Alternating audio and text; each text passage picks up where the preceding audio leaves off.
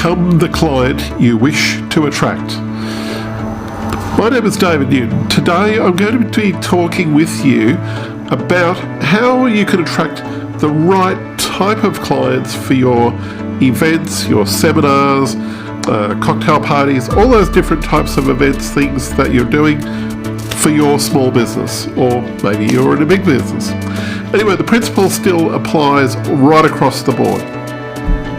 Essentially, the backbone of this really goes into one particular thing, and that is that if you're emulating the right kind of values, beliefs, and also passions that your particular client exuberates or has or is, then like calls to like. You're more likely to attract them. I'm not saying that this is an absolute sure thing, but it is pretty much the basis of an intention, a feeling, or the way behind that of what you're actually doing can actually attract who you're actually wanting to have as an ideal client. Because let's face it, if you have the right ideal client, they're more likely to see in tune with how you run your business, how you feel about things, and understand your direction and goal, and also resonate to your products and services in a far more deeper way. After all, you created those particular products, so you want them to be going to the right type of person. Not maybe some accidental person who has come along for a totally different reason.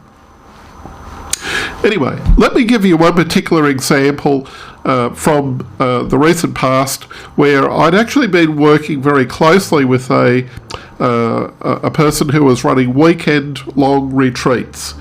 Now, this friend of mine was quite passionate about what he was doing in the way of running seminars, but I could feel that there was something there that wasn't quite connected in with what he was doing. He wanted to check out what other seminar providers were doing similar to what he was doing in the weekend retreat phase, the types of things that he was trying to work on. And by the way, he was running seminars where he had guest speakers come along. He wasn't actually a speaker himself. He didn't even introduce them. He was basically producing the actual weekend events. So that was the kind of context that it was coming from. However, he did sign up a lot of the clients that come in over the telephone, that rang up to make the bookings, to put the ads out to actually attract those people that would ring in and make those bookings, and to run the newsletter and so forth. However, one thing that I discovered with working with him over a 3-year period, and his sales figures went down and down and down gradually. He went to various different other seminars, and yet about every single one of them he had some kind of a cynical remark to make, or maybe even a cynical remark to make about the types of people that were going along to those seminars.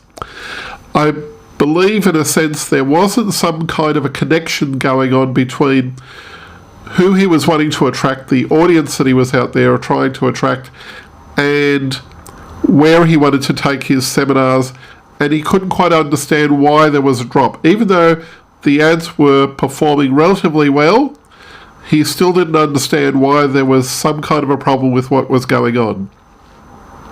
To cut a long story short, what happened after this 3-year period, he sold the business to somebody else who was actually working with him, and this particular lady took over, and the numbers began to grow again. This particular lady that took over had a complete heart in the business, and had a complete heart with the concept of what the seminars were all about.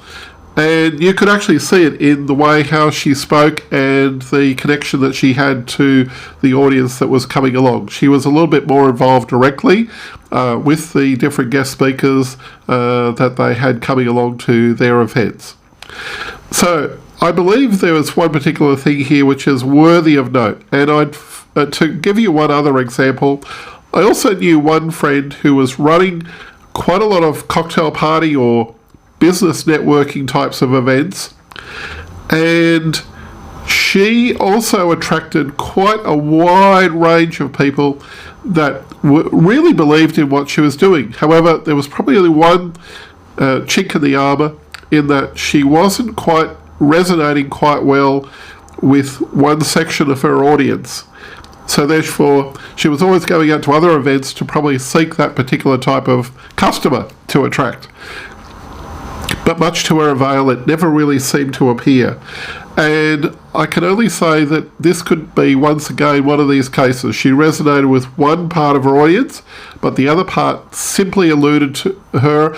And she often used to call names in private conversations with me on the phone about this particular type of customer, of which was perfectly okay with attending her events, but once again there was a disconnect.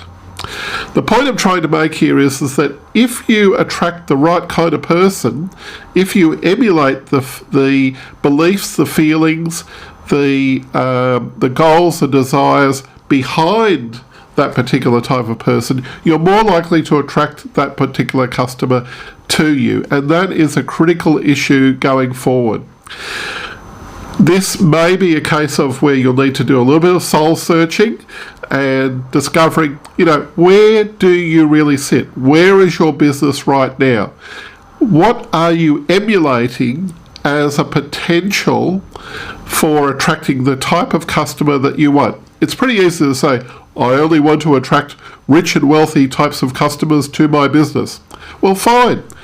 What are you going to do that's going to attract that wealthy type of customer and so forth, that has all these particular beliefs and so forth? Because if you're not really emulating those feelings, desires, beliefs and so forth, then heaven help you if you're trying to attract that type of person to your business, because they won't see it in you or your marketing or in the other types of people that you've attracted along to your events, showing up before their very eyes when they get there, and they may very well bounce out.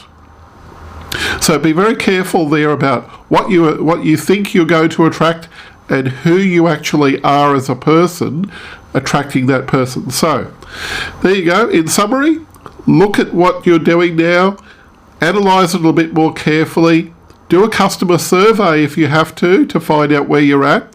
Get some direct feedback from where your customers actually are right now, and work out where you can actually make the improvement. Because if you don't get that feedback, you won't be able to make a change to what you're doing to attract. And also work out clearly, very specifically, what kind of customer or target audience you're wanting to appeal to, and what appeals to them if you're wanting to attract them. These are the questions you need to ask very clearly before moving ahead and attracting that particular customer. Like I said at the beginning, become the customer you wish to attract. This is David speaking. In the meantime, have a look at some of these videos to see what you can do to improve your business. And I look forward to you. If you like this particular content, I ask you to please subscribe, because we'd love to have you on board. If you like this particular content, we have plenty more there available for you.